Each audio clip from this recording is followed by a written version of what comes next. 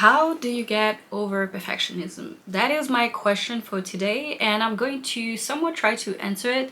To be honest, this is an answer in progress. This is something that I'm still searching and learning for myself because I am afflicted by the disease of perfectionism and it is ruining my life.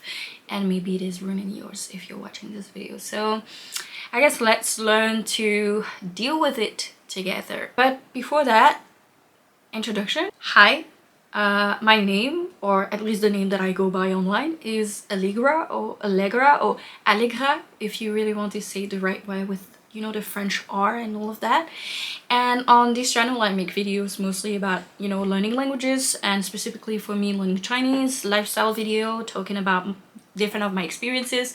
This is one of those, and also traveling. So if that's something that's interesting to you, then you can subscribe to my channel, and you can watch two of my recent videos. So I made one video talking about my exchange to Taiwan and how that basically drastically changed my life. So you can listen to me rant about how much I love Taiwan and how much I love this experience.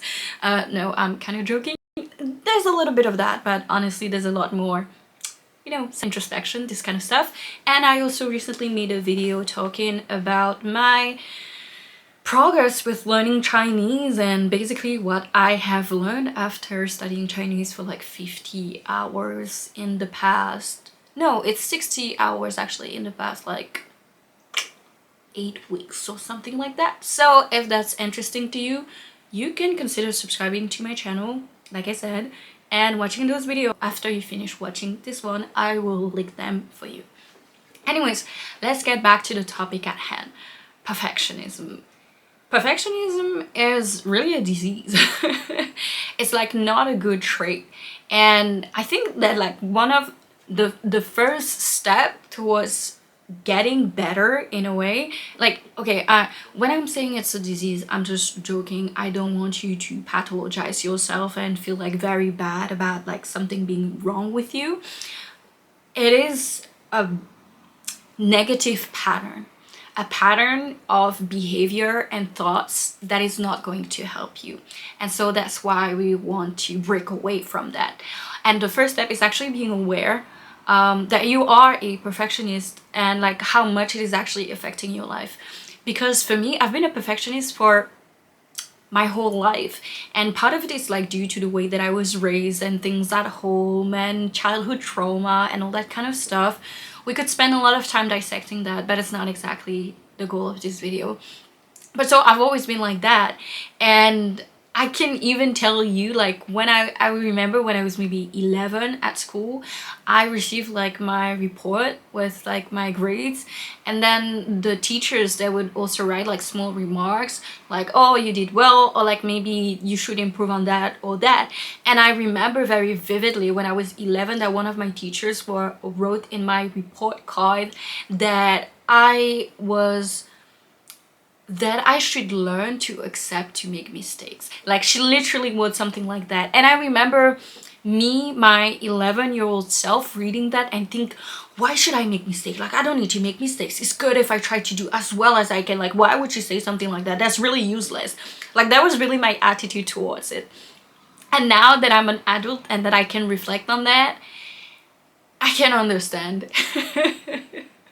And I don't think that she should have put it that way, but I can understand that an adult had already like very early perceived that tendency for perfectionism in me, and that would be something that would make it very hard for me in the future. And it has made it very hard because for a very long time I didn't really think I was a perfectionist, because you hear perfectionism and you think, oh, it, you know, being perfect and everything has to be perfect. And like part of it is that, but it's also just having like very unreasonably high standards for yourself, and you don't realize that other people around you, they just don't expect that much from you and from themselves, but you are the one like making it that kind of prison. You are the one putting you into that cell where you feel like you have to, you know, meet those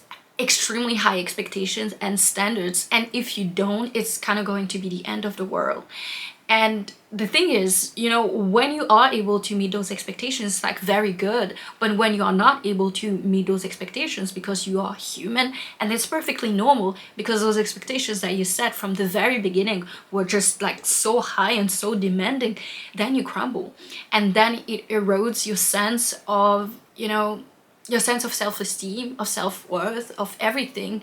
And that is what I went through and what I'm still going through to a point, because it's not just I have to be perfect, it's things have to be done in a certain way. And if they can't be done in that way, then I'd rather not do it. And that's not necessarily something that you think consciously, you know, oh, it's all or nothing. But you do it subconsciously and you apply that logic to a lot of stuff. And I do that. I'm like a very 0-100 type of person. It's like, I used to think if I want to exercise, if I want to run, I need to run this fast and I need to do this much at first. And then after that X amount of week, I need to be able to do that much. And if I'm not able to do that, then I crumble, because it's like, I should be able to do this. Like, I'm dumb, I'm out of shape, I'm not good enough, and all this kind of stuff. And it's also, if I start doing an action, it needs to be completed in that fashion and thoroughly. If not, I would rather just not start. Or like, I start procrastinating because I have such a high expectations for the things that I'm supposed to do that it becomes so daunting that I don't even take the first step to get there.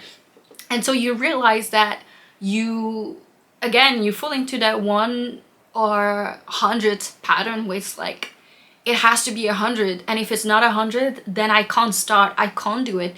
And so it leads to a lot of inertia and not doing stuff that you should do, that you think that you should do, or like not doing things that you really want to do and that are actually very important to you. And then you start doubting yourself, because you have eroded that trust, and you make plans and you can't follow through because what you do, well, you fear that you might not be doing well enough, and it becomes that vicious cycle. But so I think the first step is really recognizing that you have that tendency and that it's not helping you.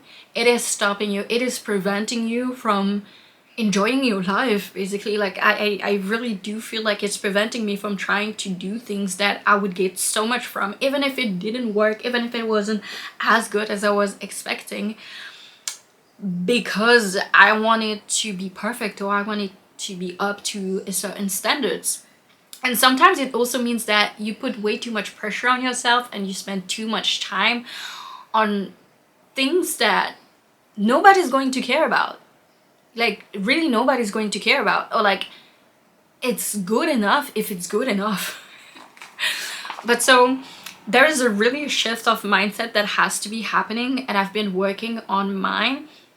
Like I said, that all or nothing mindset has to go, and it's very hard to let go of it, and I'm really struggling with it. But recently I've been really telling myself, it doesn't have to do all or nothing, it just has to be something. And that's really, I feel like having this kind of mantra does help to cement a new way of thinking, because when I catch myself falling into that trap of all or nothing again, I'm like, it doesn't have to be all or nothing, it just needs to be something.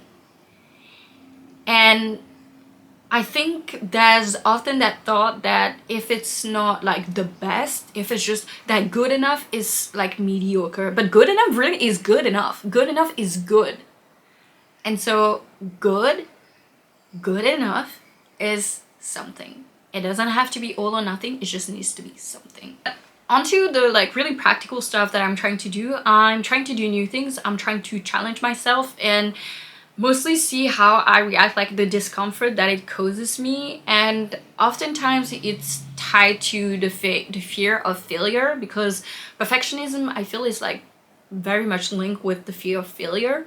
And so trying new things where I know that I might not do as well as I want, it is very scary. But going through it still like helps me kind of build that tolerance towards like shame, towards the fear, towards the discomfort that comes with not doing things at the level that I wish that I would be able to do them.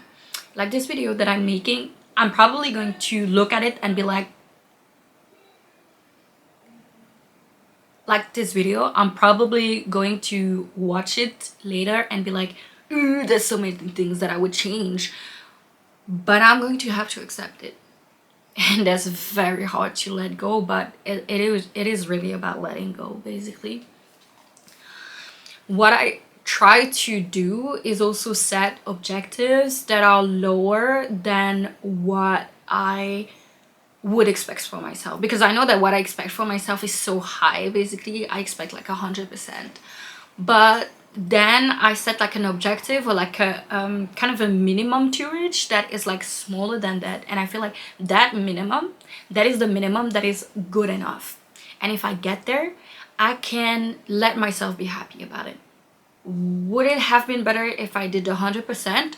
For sure, there's always like room for better, but it doesn't need to be that better to be good.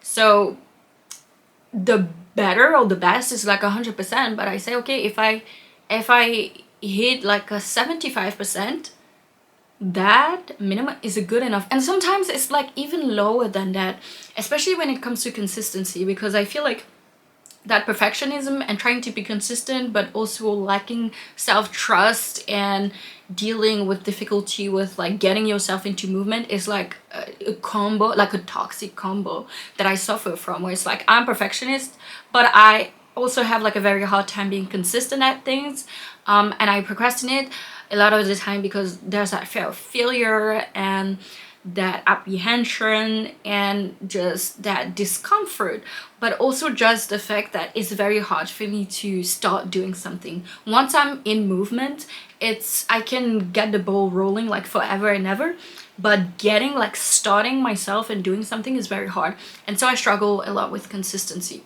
That's one of the reasons, but there are other reasons. For example, with my Chinese study, there were times where I was very consistent, and so I would be like really going at it, like doing my 100 every day for a few weeks, a few months, and then I would just drop it for a few months and then get back to it.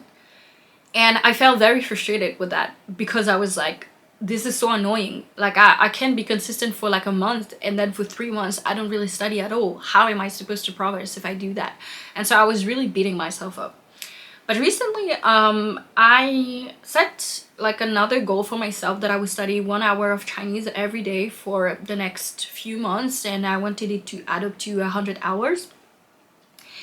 And I tracked it. Actually, I'm tracking it every day that I am actually studying. I'm like saying, okay, I've studied and I've studied for this long. And the thing is, it actually really helps me with having more reasonable expectations, because the thing is, I am not able to study every day. Unfortunately, I would like to, but currently I'm not able to study every day. And I would have beaten myself up about it before, but I realized that out of the 70 hours that I was supposed to have studied, I studied 62 hours, and I was like, you know what? This is good enough. I didn't study every day, but I was able to reach a certain level of consistency. And maybe my success rate was only like 50%. But I think that being able to see, like, setting that minimum of like, okay, I've reached like most of the hours that I should have reached, so that's good. I'm happy already. Like, it's way better than I thought. But also lowering my expectations in terms of consistency and shifting my mindset from like I have to hit it every day to I made progress. For me, it was realizing that I don't have to be as consistent as I think I should be to make progress. Of course, there needs to be some kind of consistency, but all in all, I think I have had like a 50% success rate, and I have seen that it is enough to like reach the overall goal that I have. It is enough to have progress. And so I think that if you set a goal for yourself and you can track your progress, it will be something great, because you will see, especially if like me, you struggle with consistency and you beat yourself up about it, you will see that you might not need to be doing that thing every day, but just do it often enough to see some progress. And I do really see some progress, especially because I feel way more relaxed about learning, and so I feel more confident in trying and doing things that maybe I would have done before because I was so hung up on like performing perfectly. So basically, you need to track your progress, set healthier, lower expectation, but good enough is good, to a point where you realize that even if you're not doing things at the standard that you think that you should do them, you're still making progress regardless. And so shift your mindset from hitting that standards to making progress. And so I'm really trying to get there. It's not easy, but we are together on this journey. You're definitely not alone. So if I have to give a brief summary of everything that I've been rambling about for the last nearly 20 minutes, I don't really have a solution for perfectionism, but what I feel like helps is first being aware of it and recognize it, how much it impacts like every aspect of your life. Then you need to shift your mindset. Stop with the zero, 100, or like all or nothing mindset. This is not going to help you. Instead of thinking this is all or nothing, think something. It just needs to be something. Something is good enough, and get rid of the mindset that good enough is somehow mediocre, because it is not your best. You don't have to do your best for it to be good, right? We're not trying to hit better, we're just trying to hit good, so that you can actually feel free to try, to attempt, to take a chance, and just take action and do something that's going to have like significant impact on your life, because otherwise it just leads to stagnation. And then finally, on some more practical advice, like set lower expectations, or like a minimum where you'd be like, okay, if I hit that, at least that, I will be happy. It is not up to the point where I could have done it, but I will be happy if it's there at least. You don't have to try to be consistent every day. It doesn't, you don't need to perform consistently all the time, but it just needs to happen often enough that you can make progress. And so for that, it's very important for you to track what you're doing so that you can see the progress. So even if it's not at the standard that you think it should be at, if you do it often enough, there will be progress regardless, and you have to focus on the progress and not the high standard. Alright, so that's basically it for this video. I hope this is helpful to you. Obviously, like I said, this is a journey. This is a journey that I'm on to. And if I learn new, helpful thing, I will try to share. If you have any advice for fellow perfectionists, please put it in the comment down below. I hope you enjoyed the video. You should consider subscribing to my channel if you've made it this far anyway. And I will see you in the next video. Bye!